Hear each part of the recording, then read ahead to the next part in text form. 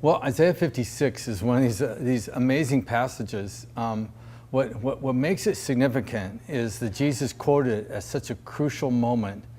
And this happens at the most public hour when he had just done one of the most astounding things ever. He just basically paralyzed the worship in the temple by intruding upon how the worship gifts were being brought into the temple. The text should translate that these guys were bringing in offerings. He stopped that. He knocked over the tables where people were buying their tokens to go bring worship. He paralyzed this in fulfillment of actually other prophecies.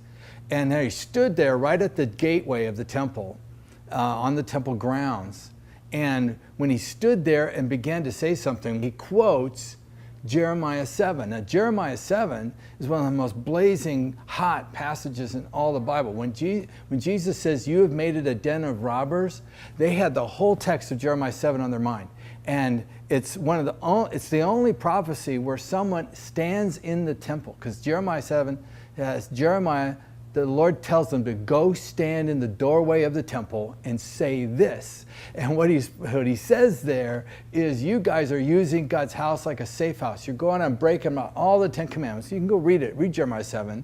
And then you come to this place, which is called by my name, it's for my glory.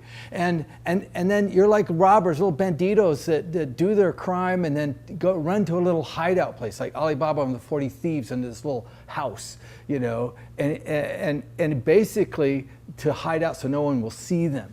Well, what God says in verse 11, he says, "Behold, even I have seen it."